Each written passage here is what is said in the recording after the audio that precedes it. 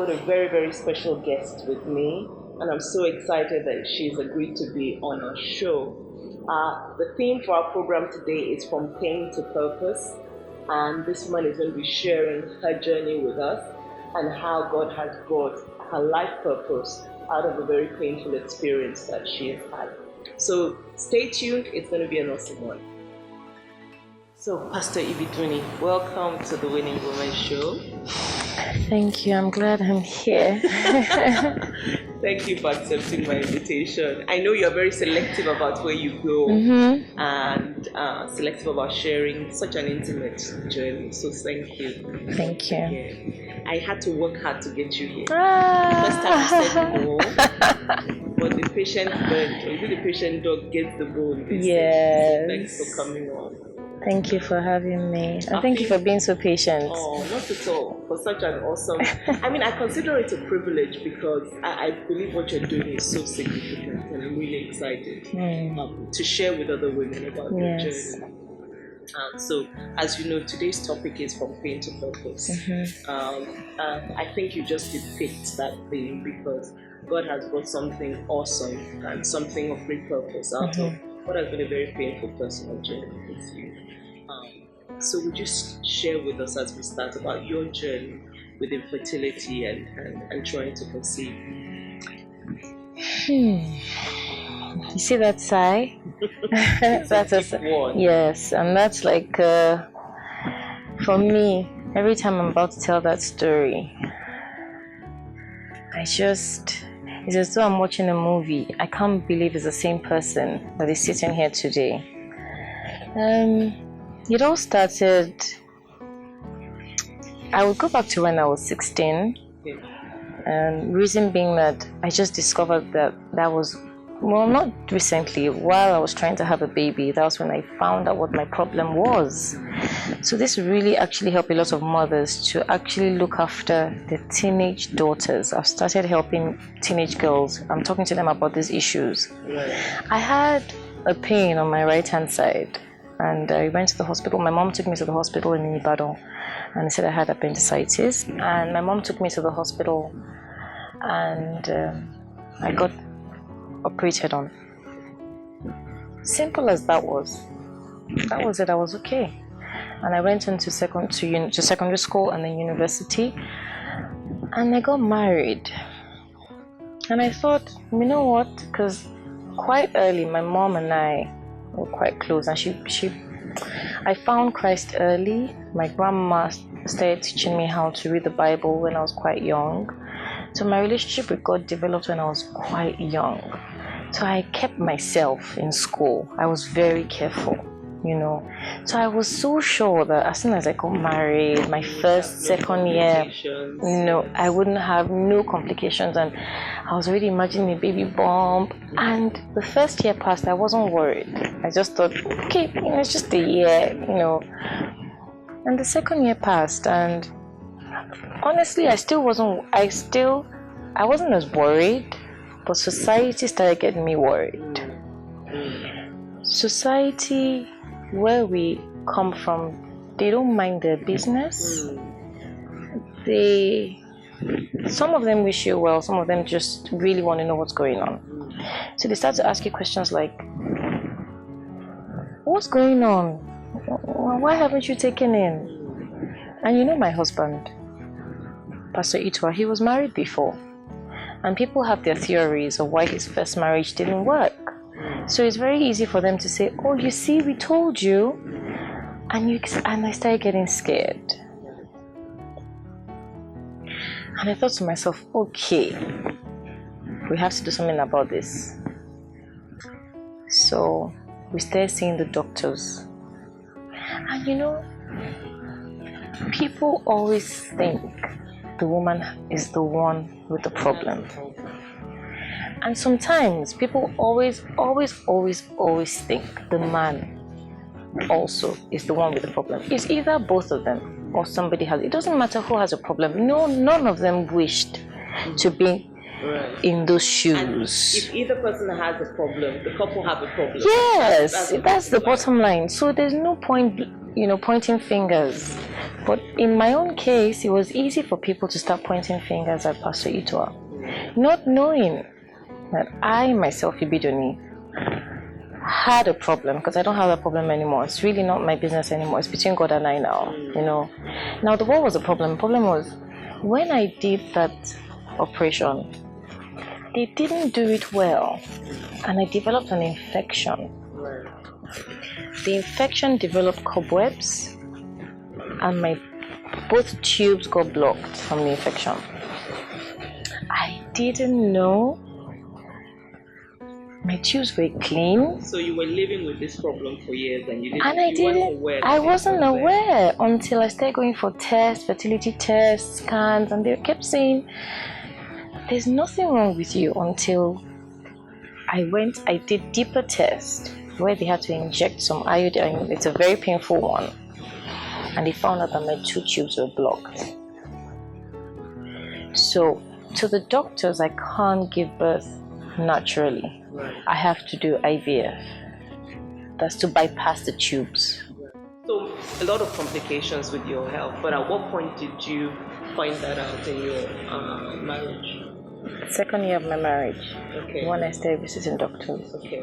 So this was then what started the process of multiple IVFs? Yes. Okay. So tell us about that journey. So they gave us options: IVF, surrogacy, IUI. Who are they? That gave Doctors. Doctors. Okay. So, and you have different success rates in different parts of the world. Okay.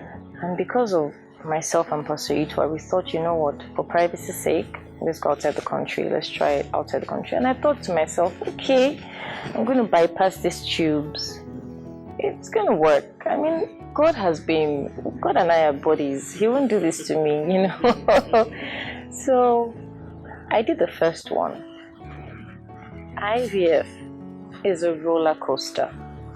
So I've heard. I mean, also as a pastor's wife, knowing several members of my church that have gone through the process, I know how tumultuous it can be. It is a roller coaster. You can start a cycle. It's also very expensive.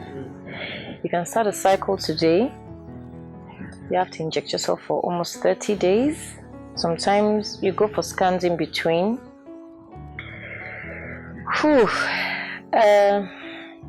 You get to the day of egg collection. Sometimes during the scan they tell you, oh, you've got very nice viable embryos. You've got 20 embryos, and you're jumping, oh wow, out of 20. Yeah. And then the day of egg collection, they take out the 20, you wake up, and because it's like a mini surgery, they have to put you to sleep. You come out of bed and they tell you, oh, out of the 20, we had only maybe 3 good ones or 5 good ones.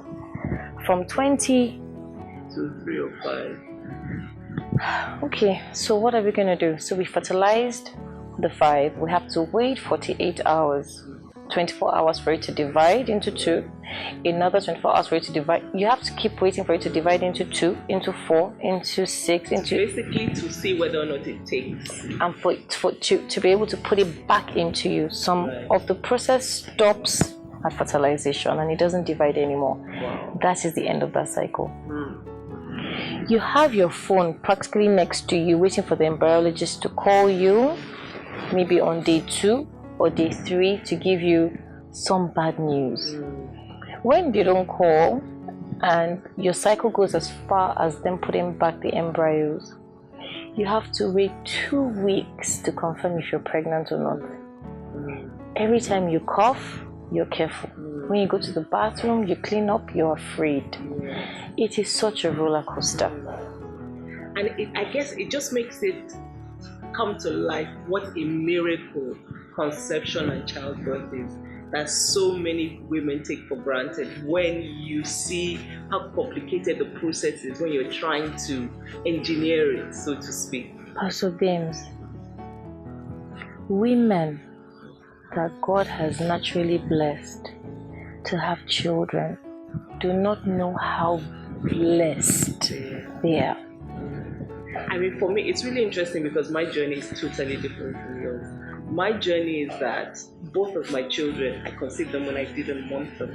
I had my first son, I think, 9 months and 3 weeks after my wedding, which means I must have conceived about the second week. And when I heard, I wasn't happy because I wanted 2 years of honeymoon, with my husband before having children. I can imagine. So for me to hear your process, it makes me feel so thankful. It's 1 in a million. It's such a miracle. It's such a gift from God that is priceless. Yes. If one could buy kids, you can't. There's some things money cannot buy. You can't. That's why, as expensive as it was, I didn't care how much it cost me. I didn't care how far. I've been to London. I've been to Cyprus, I've been to Turkey, I've been to South Africa, I've done it in Nigeria, anywhere. Just tell me you've been there and you've done it and it's worked for you. I am heading there. And then, I was in so much pain that I wasn't even giving my body time to rest. So as soon as I'm done with South Africa and it's a negative, I moved to London, I start another one. So it was a grueling process, never ending process. So tell me about the desire for children. What was that like for you to carry that desire for so many years?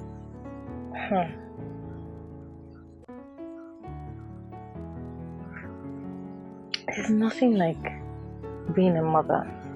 Naturally, when I have my brother's children or my sister's kids around me, the way I am with them, I imagine a child coming out of me, and I'm just saying to myself, and because of how Itwa and I were so close, I always wanted that love child, a part of him and a part of me.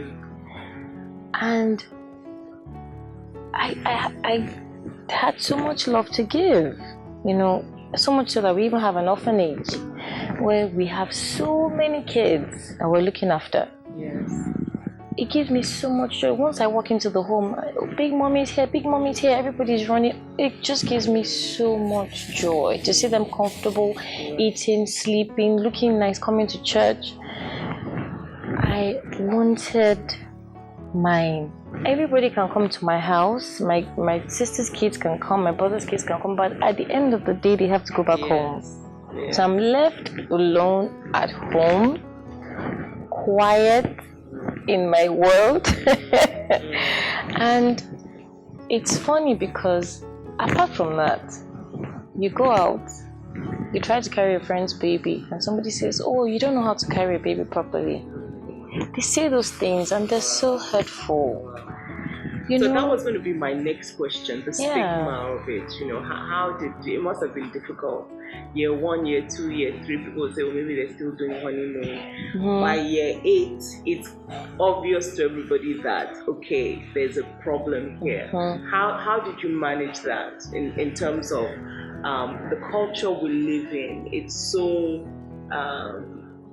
child-centric and child-focused from almost the first. There was a young girl in our church who was crying because she'd been married 9 months and she wasn't pregnant. And when she came to meet me, I always wanted to flog her. What's wrong with you? And then people have been married for 10 years, 15 years. My friend, go and sit down somewhere. But obviously the pressure was on her, even at that early stage. So for somebody like yourself that endured that for 10 years, how did you, carry that, stigma and the negativity that comes with it? Society wasn't kind. They were not kind. You walk into a room and there are whispers. You can tell. They think you don't know, but you do. And I stopped going out. I went into a shell. I stopped living, I was existing. I allowed society to scare me or to and define me and make me feel. They made me feel like a failure. Yes. That without a child, I'm nothing. Like, I wasn't complete. And Pastor Ita kept telling me, I didn't marry you for kids. If we have them, praise God. If we don't, let it be left undone. Because a lot of people brought so many solutions to me, to drink, to eat, to go to places, and because of how society, you do anything. It takes the grace of God to walk away from certain things. So what you shared is so powerful, because I believe that all of us as human beings have some areas of our life that is undone. You know, there are single women who are waiting to get married. Mm-hmm. There are married women waiting to get pregnant. Mm-hmm. There are married women waiting for their marriages to work. Mm-hmm. You know, there are people waiting for their businesses to become successful. There's always an area almost of undoneness, shall we say, in our life. Yes. How do you manage that? Because you said, you mentioned that you got to a stage where you stopped living, you stopped existing. Yes. How did you transition from that to a place of, okay, this is missing, but I've got to keep living and my life has to be meaningful? How did you transition to that place? To be honest, when I was there, I was very upset with God. I felt He abandoned me. And I felt like, you know how much your son loves you, even if you don't love me as much as you love him. You know how women can be. And I felt like, you can't do this to me. But in that journey, when I found myself alone, the only person I could really talk to was God. And in talking to Him and connecting back with Him, sis, Pastor Beams, I felt something. I became content in my season. He explained to me that there's a season and a time for everything. There's a season to cry and there's a season to laugh. There's a season to sow and there's a season to reap. Every season that you are, you need to learn to trust me. It's going to come with its negatives and the positives. But once you're content with that season, it's a difficult place to get to. But if you can get to that place of contentment with God and trusting God, that you know what, except if you don't have a relationship with Him, but if you truly do, there's nothing that we're passing through, Pastor Beams, that He doesn't already know. And He has given us the strength to go through it. And that's why He turns that pain into His own purpose. You can't counsel somebody who is going through what you've been through if you haven't worn those shoes before. Now, Pastor Beams, I'm sitting here. I am so content. I found myself taking my pain and telling Him that, you know what, God, You created me. You formed me. You knew me before I was formed in my mother's womb. I am fearfully and wonderfully made. The journey of my life, you already wrote it out. I can't change it. No matter how many days I sit and cry, how fast. So I'm sure also that people would have given you all sorts of spiritual strategies. Oh yes. You fast for this long, you quote this scripture, you do this. Don't wear this to sleep, wear this to sleep, use this to take a shower, hide this from Pastor Itwa, take this tablet on Wednesday, don't take it on Friday, this is from Ghana, this is from Sierra Leone, this herb is from... Yes, and you have to be selective as a woman of God and discerning about what you accept and what you reject. Pastor Beams, it takes the grace of God, the trust in God, the love for God, the fear of God to walk away from certain things. Because when you want something, especially a child, you will drink anything, you will eat anything, you will go anywhere to have it, just to come out of that societal shame. So you were talking about your season and finding contentment in yourself. because you realize that God knew what it was that you were going through and God had a plan for your life. So, as I was doing research and prepping for this, I read about a time where you discovered that, or you felt that God had told you, okay, in your waiting season, help other people. Yes. How did it feel for you to hear that? To hear, okay, I don't have my promise, and yet you're asking me to pour into other people. I thought he was joking. I thought it was a joke. I thought, what? Why would you do this to me? Why? And all I heard was, trust me. And I said, why? And he said, Ibidunni. I didn't understand that until about maybe 6 months later. Trust me. It was quite, do you know what it is? Not to have what your promise, and he's asking you to put yours aside. And I said, okay, I will do what I can. I'm going to trust you, but this is so unfair. This is so unfair, and it's so difficult, but I'm going to trust you anyway. So, Pastor Beans, the meaning of my name is sweet to give birth. Ibidunni, sweet to give birth. Odunni is sweet to have. Ibi is birth. So I said to myself one day, so how come I'm not living my name? How people say that your name how come my name is not, why am I not manifesting? Why is my name not, why can't I see my name in my life? But Pastor Beams, to be honestly, I don't think I can't explain the fulfillment and the purpose. I can feel like my life has a meaning now from this foundation. We have 6 homes, different homes that had no idea, had no clue, had no hope of having children, had waited for so long, for so many years, been in pain and bondage, now have their children. Pastor Beams, pause there. Tell us about the Ibidunni Ighodalo Foundation. Let's set a perspective for that. So, what's your foundation about? What do you do? It's really for couples, parents in waiting, who have waited for so long.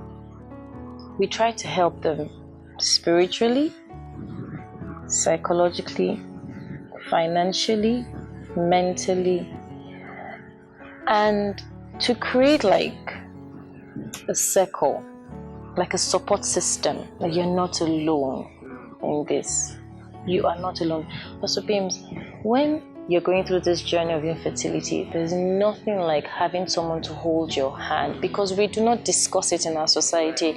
It's too hush, hush, hush. Yes. And that's one of the things I loved when I went on to the Facebook page for I noticed your should I say screensaver says this is the face of pregnant miscarriage. Yes. And I thought, wow, this is so powerful. Yeah.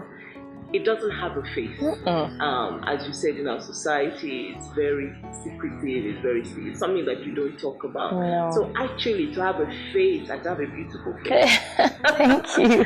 To have a beautiful face to it, to say, hey, this is my experience, this is my journey, and I'm bigger than it, and I'm handling it, and I'm dealing with it. I'm dealing with it.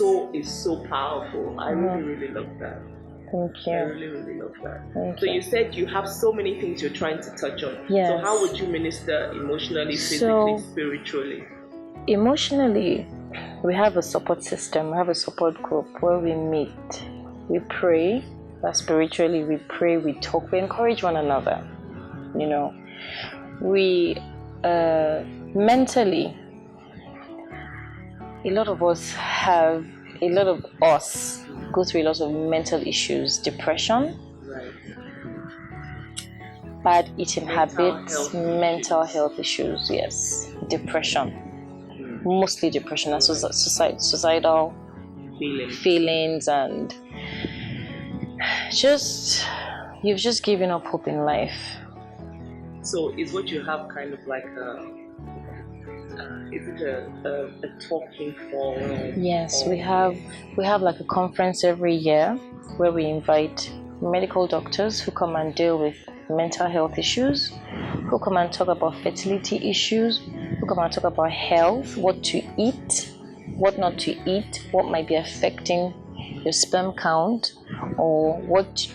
Sometimes last year I invited a woman to come and talk about sex positions. Yes. Because I found out that a lot of we women do not understand our cervix, how our womb is. Some of us, there's some particular position we need to be in to take in quickly. Not everybody can take in the same way. Knowledge is power. So they come for that conference every year to learn something. It's not just about paying for the treatments or for IVF. No. I make sure that I open up their minds to see different options to becoming a mother. Adoption, surrogacy. You can't be one way. You have to open up your heart. I feel like jumping into the place now. So we've talked about the educational aspect, we've talked about the emotional aspect, and I know that you also support women medically. Yes. In that you sponsor IVF. Yes. Tell us a little bit about that. So I discovered that some couples can't even afford to find out what the problem is. There's what you call preliminary test, hormonal test. To do it here in the country is quite expensive. Some couples can't afford it.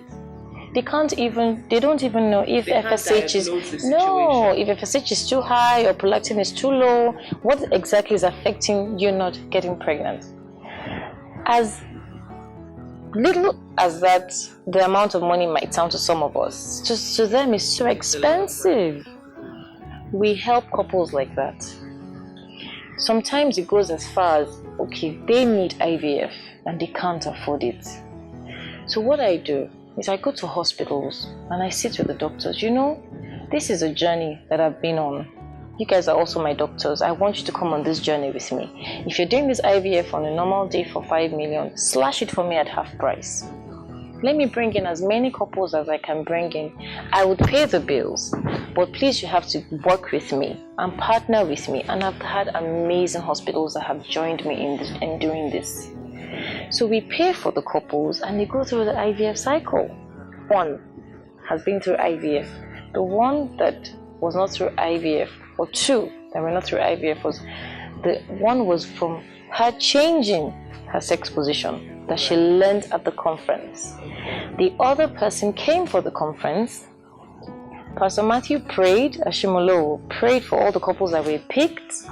A month after they were meant to start their treatments, she got pregnant. Naturally. So there are different avenues, and I'm just so grateful to God that He is really showing Himself. How I even can afford to do these things, I don't know. He just always shows up for me. He's brought so much support system around me, and it has been easy for me, and I can see His hand. You are funding yourself, and you also have sponsors. Yes, I'm funding myself. Yes, and I'm pulling Pastor Itwa everywhere. So finally, you guys ended up adopting. Tell me about that decision, that choice. In our society, it's still kind of quite a taboo thing. So what was it a difficult decision for you guys to make? How did that come about? I think I woke up one morning and I told Pastor Ito, I said, I'm going to give you two options. You have to choose one. You either get a younger lady. I'm sure you were not happy with that option. That was not a real option for you. Of course not, I wasn't. But I needed to give him something really difficult that he wouldn't. I mean, he looked at me like, what? Or we adopt. And he sighed. And I said, if you're not ready, I'm not pushing you to do anything. I want us to be on this journey together. Because when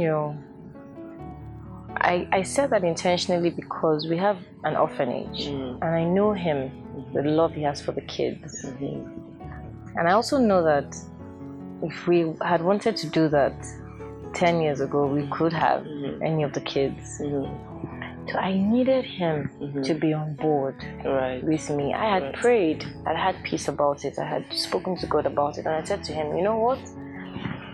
In the meantime, I would show as much love as I can to anybody. You just send your children my way. Anyone you want me to look after, I'm fine. You know?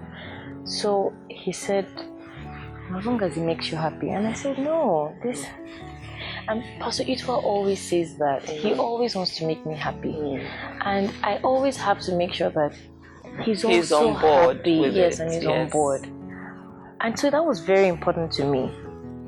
So after that morning, you know, he laughed and he said, okay, maybe he will consider the other lady.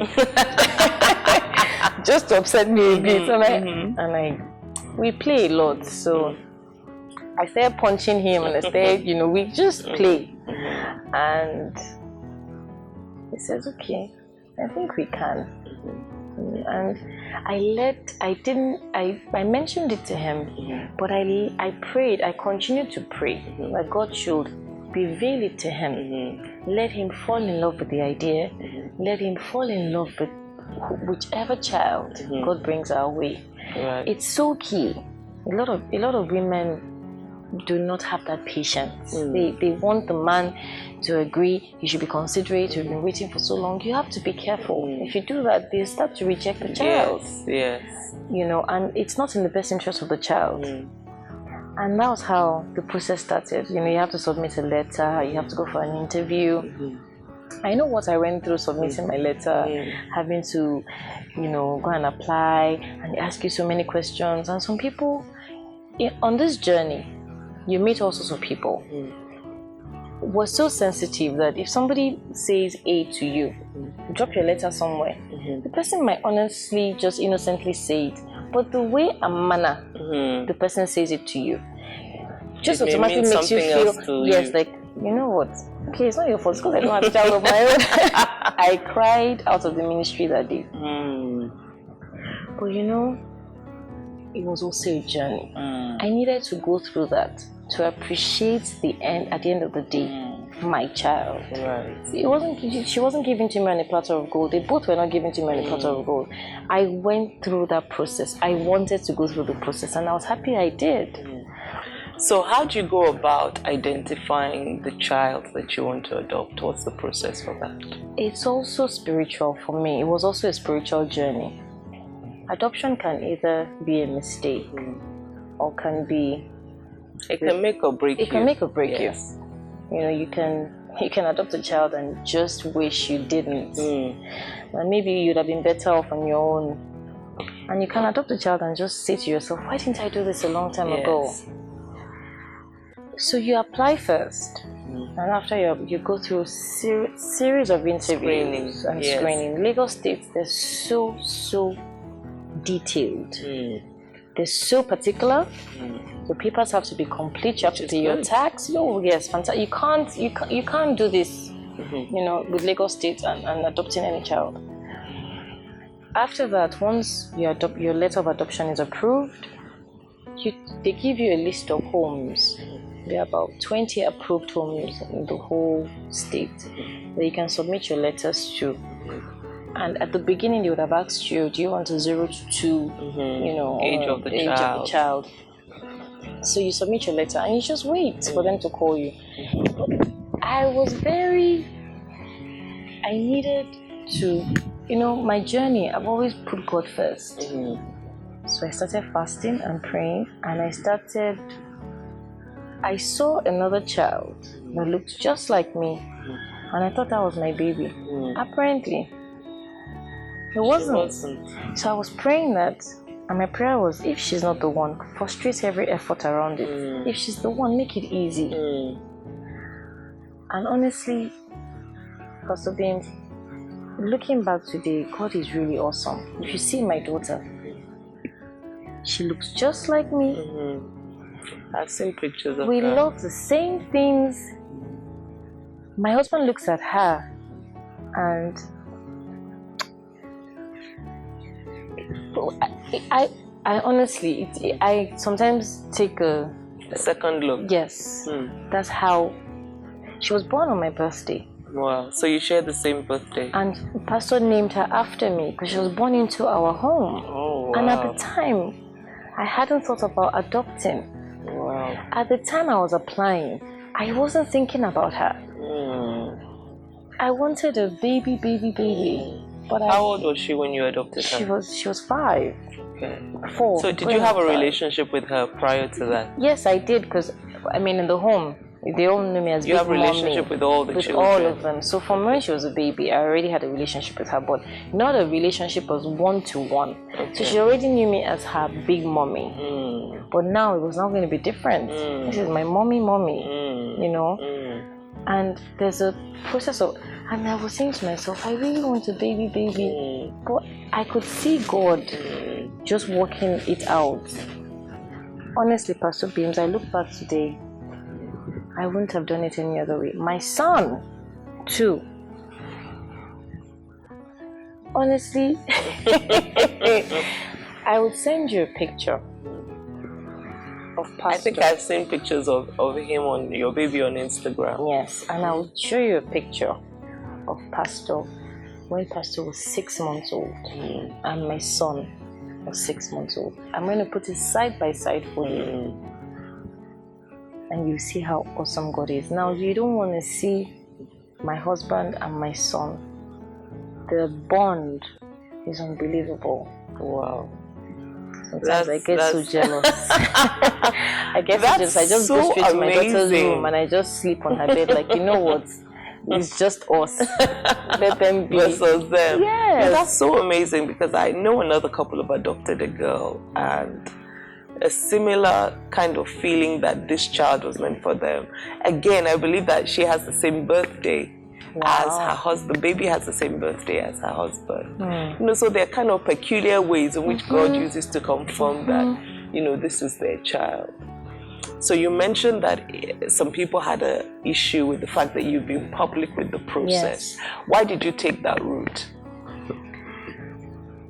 For a lot of women, to help a lot of homes and a lot of women, adoption is well, in a society, it's meant to hush it, and it's a thing of, it used to be to other people a thing of shame. To me, it's not. And I see myself as where God has placed me. I'm a woman of God. I'm a daughter of the Most High. If I, for one, can take that kind of step, does not mean God has failed me.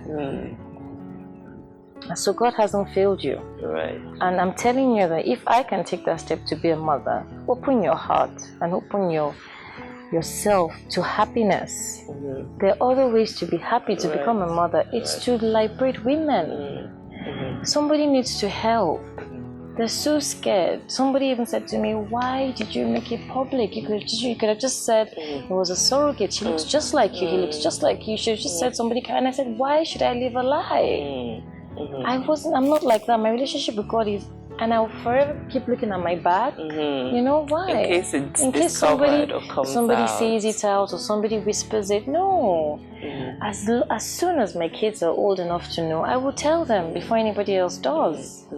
Doesn't mean I'm going to love them less, and I'm ready for that season. I've told God to prepare me for the season. Every season comes with, like I said before, comes with its strength, its weaknesses, its challenges, and its joys. You just have to learn to be content and to trust God in that season. So it's kind of clear to me that God has been using your pain, your process in a very public way. Yes. How does that feel? You know, is it something that is easy for you, or is it something that you've had to grow into? I've had to grow into it because I'm naturally a private person. I'm shy.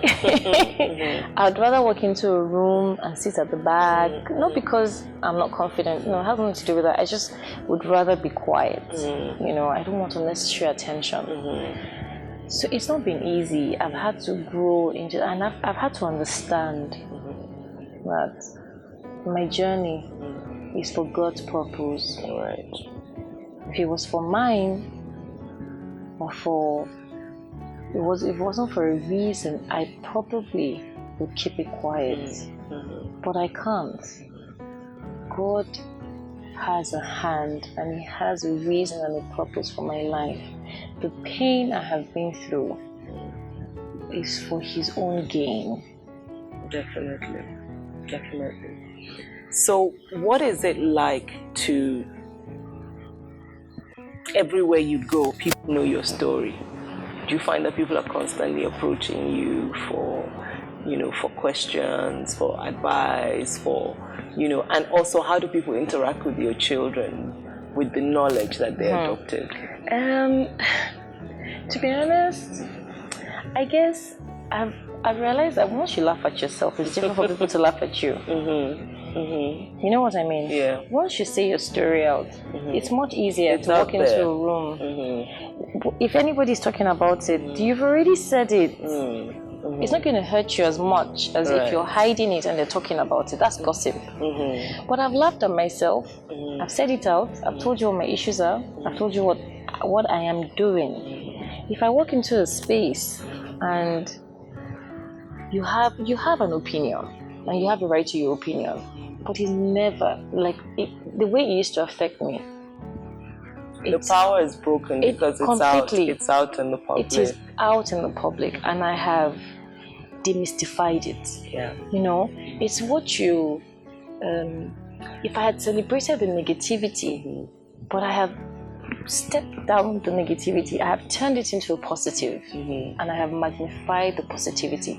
So I said to them, this has made me even more happier. And when you celebrate these kids, the way you present them is the way everybody else would accept them. So the way I love them so much, Pastor Beams. Honestly, I can't even hide it. I can't wait to get home. I can't wait to be with them. I can't wait to go to Keke school. I can't wait to be with my children at night from work. And when you see my staff, my friends, the way you celebrate those kids is the way they will take them. And they've seen that Ibidunni doesn't joke with them. Even my family, they keep telling their nanny, if her mom or his mom, they always, I've heard them say it, so I know that they understand. Like my son, my husband mustn't get back home. He's learning how to walk. So you know how they will drag everything. But Pastor does not want to see a scratch on his son or his daughter's body. He would ask you, where were you when this happened to my child? Now it takes somebody who genuinely loves his children. If Yorubas had a saying, if I carry my children on a pedestal, people would lift them up. If I step on them, people will step on them for me. True. So this question was on my mind all the time that I was preparing for this, and I was thinking, why has it taken so long? Why has it taken so long for somebody to step up? I mean, this is such a common issue in our society. Women have been dealing with it for decades. Why is it now that somebody has taken a platform to talk about this, such a personal, but also such a widespread issue? Pastor Beams. And how does it feel to be the one? Pastor Beams, it takes courage. I'm not going to sit here and tell you that people haven't called me to say you're doing the wrong thing. Don't say it in public like that.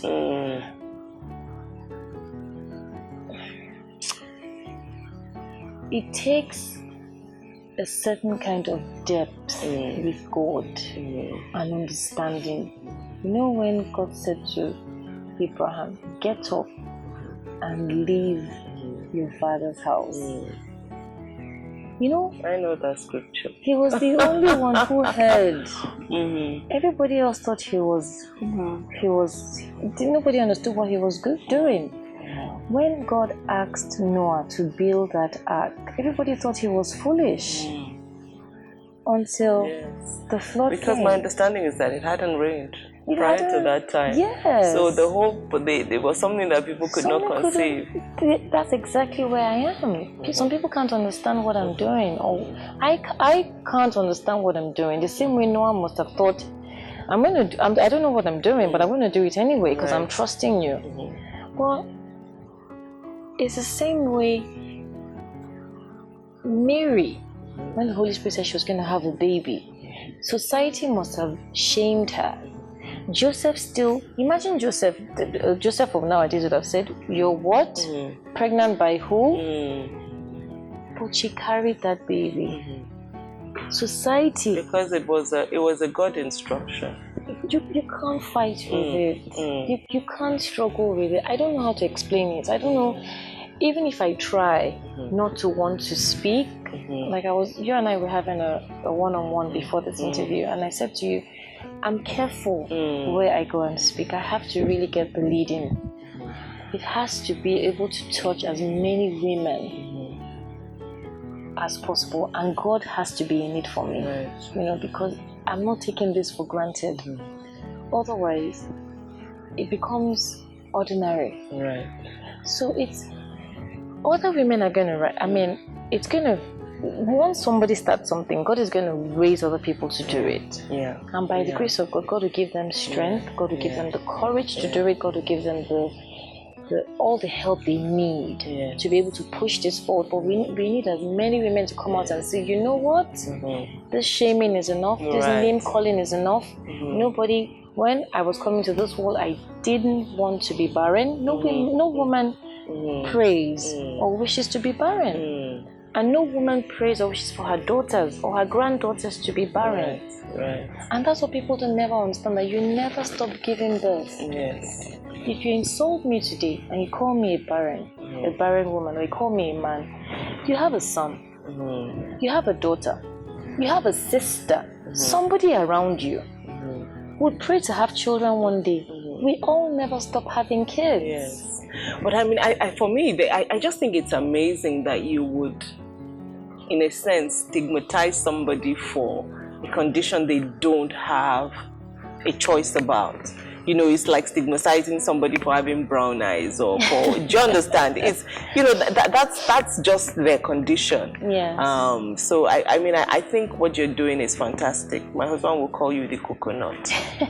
The coconut is the person's head you used to break. There's somebody, they are a trailblazer. Somebody with coconut head, that's the person who will come and break the way. And then other people can pass easily. I learned from him. So, I think it's fantastic. I really celebrate what you're doing. I just have 2 more questions for you, and then we're done. So the first of the last 2 questions is, what has been in this whole journey, what has been your greatest joy? I know there's been a lot of difficulties, but what has been your greatest joy on this journey? Finding my peace with God. And finding my peace with God translates into a lot of things. My children, my foundation, and where I am today, and the fact that other people have been blessed through my pain. It is priceless, Pastor Beans. I can't put a value to these things. I can't buy that peace. I can't buy my children. I can't buy the 6 babies the foundation God has blessed the foundation with. I can't. That's fantastic. And I can't quantify how many other people have gone to adopt after hearing my story. What else can I say but to be grateful? Yeah. That's my greatest joy. Yeah. And as I was thinking this, I thought your foundation currently is IIF, right? Yes. It needs to be IIFF. Ibidunni Ighodalo Fertility Foundation. Think it through. Thank you, Pastor Beans. And I just have one more question. Look at that. I have goose pimples from what you just said. So I was thinking it through, and I thought this needs to, so that once you hear it, you know the essence of the foundation. Okay. One last question. Right. You're a woman who wears many hats. You're a wife, you're a mother, you're a pastor's wife, you're a businesswoman. Honestly. You're a daughter, you're a sister. How do you keep all those hats, spinning? Because, as women, you know, and you're a notable businesswoman, and for me it's always exciting. It's good to have a husband who's well off, but it's great to have your own resources. Yes. And I know even before you got married, you were very entrepreneurial, you have an entrepreneurial spirit. So tell us a little bit about that. How do you keep all those hats spinning at the same time? Well, I'm just going to be so real. Apart from Proverbs 31 woman. Balance. I've learned how to balance things and balance work from home, from church, and to set boundaries. Tell us about setting boundaries, because you know, in the break I was on the phone to somebody and I was saying, as a pastor's wife, I know also that people don't respect your boundaries, and they think your job as a pastor is to be available 24 hours a day. Whenever there's a crisis, you should put your life on hold to attend to their crisis that has been building for 5 years, that they didn't want to do anything about until it became a crisis. So how do you set those appropriate boundaries so that you can look after yourself, you can look after your family, and you can be the person that God wants you to be? You have to understand that you can't give what you don't have. If you yourself are not filled, at peace, content, satisfied, and fulfilled in different areas, how can you look after somebody else? It's like the sick looking after the sick. Now, people, as a pastor's wife, there's so many expectations of you. You always have to be happy. You should be good looking, you should not be good looking. You should dress up, you should not dress up. Yeah, you should wear this, you shouldn't wear this. You have to be a woman of your own. And let people understand that you're not conforming to what who they want you to be. This is who you are. They accept it or they leave it. The only person you owe an explanation to is God, your husband, and yourself. Yes. People want to box you into a corner. You should look a certain way, talk a certain way, dress a certain way, be a certain way because you're a pastor's wife. You have to let people know that you are a woman of your own person. You define yourself. Otherwise, one person comes and says, be like this, they take a chip off you. Somebody else comes and says, be like this, they take a chip off you. Before you know it, you don't know who you are anymore. And then they come to you for counseling. What are you going to counsel them about when you don't even know who you are in yourself? Now, setting boundaries. People have a way of thinking that pastors they don't have issues, they don't have problems, they don't their have lives a are personal perfect. 24 hours, they're connected to the Holy Spirit, ready to receive a word. Now you have to let them understand that I can do all of this, but when it comes to here, you draw the line. There's certain ways that you can draw the line. It's not we're not quarreling. It's not. People just have to understand that there are boundaries. A town where there are no rules, people don't break laws. But once people know that there are rules, this is what she would take and this is what she wouldn't take, they really respect those boundaries. Work with that. When you give them a mile, they sometimes take it for granted. You have to constantly remind them and pull them back with so much love. So they remember that, okay, we know her. If you do this, we know her. She's. But don't do this. You know, there's certain things you can say about you. You have to be able. People have to be able to know where you stand yourself. Otherwise, if they don't know where you stand, they don't know where to place you. And then, so when they cross boundaries or they disrespect you or they cross lines, it's your fault. You carry because you haven't set appropriate boundaries. So if somebody comes and says, "Oh, I have a problem of 5 years," I mean, we get phone calls at 3 a.m., 4 a.m. So I'm not. But what do we do? It's fine. We'll deal with this in the morning. And as a pastor's wife, you also have to protect your husband. Because men are quick to react. They don't sit back and use the deeper eyes to sort of study certain things. But women see deeper. And I think once a man has a calling, and he's paid the price, so he's crossed the Rubicon.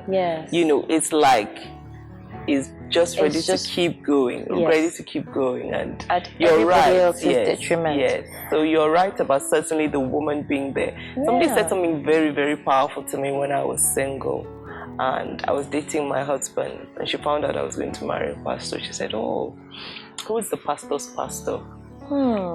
And I thought, okay, that's a trick question. I don't know, he's GO, whoever. Do you understand? She said, no. The pastor's wife is the pastor's pastor. And I found that so powerful. She said, you know, when he goes to bed at night and he lays down his head, all the problems and the issues of the night, of the day come up. Who is the listening ear? Who is the one who chips in the word and says, maybe you should do it like this. Have you approached it like this? You know, who comforts him, who bandages him up. And I thought, wow.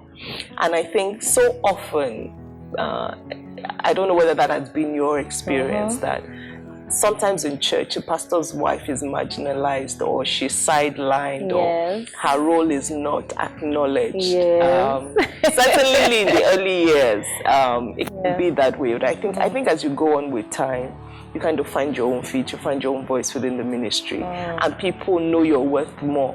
But certainly I think in the early years, and especially for pastors' wives who don't have a public platform, people still don't recognize how important their role is.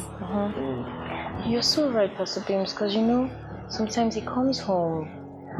I've had maybe such a tough day all day, and I can't wait to speak to someone, and he's my best friend. I have lots of acquaintances, but very few people that I'm close to that I can talk to. But once he comes home, Pastor Beams, I can't talk to him about what I want, because he's already, as he's walking into the room, he's already telling me the entire day what happened, who did this, who did what I think, what he should do, and I'm just like, okay. I can't now add my own to it. Yes. So I have to sort of listen, and then I say, okay, I think we should do it like this, and then sometimes I keep quiet, I just listen, and then I sleep over it, and in the morning I tell him what I think, feed him, make sure he's comfortable. And sometimes when I'm even upset with him, I can't quarrel with him. That's it. You always have to put yourself on the back burner. There's an issue you want to discuss, there's something you want to attend to, but there's a program coming up. So your own issue has to wait. So he's I have to keep, and I have to be the mother of my kids, be his wife, be an entrepreneur. I just wear different hats at different times, and I delegate to be able to balance it out. I make sure that if my daughter has to go swimming, my PA knows a time for swimming. I make sure the swimming classes, she doesn't miss her piano classes, she doesn't miss her swimming classes. I make sure that if I have to get a chef to make my husband's food, I can serve it, but make sure that the food is ready. If I'm going to be in Abeokuta at 10 p.m., I know he's back at 10:30 or 11. You know, I always have to make sure that I have sorted out, nothing is missing. So you have to be a skilled multitasker. Yes. I remember another lady I was speaking to, she's a lawyer, but she also works, you know, she has a family, she's a lawyer, and she says, I don't balance, I flex. So I said, okay, help me understand that. And she says, at different times, different things take priority. So sometimes my work takes priority. Sometimes I have to put my work on the back burner and the family takes priority. But it's kind of knowing, okay, in this season, what needs to be priority. And I found that very powerful. It's such an amazing task. And an honor and a privilege. It is. Yes, as demanding as I know, it is. Pastor Ibidunni, thank you so much for coming on the show. Thank you for having me. And for sharing so openly about your life. I really, really appreciate it. You're welcome. And I'm so proud of you and what God is doing with you. And I know that generations will feel your service. Thank you so much for having me. God bless you.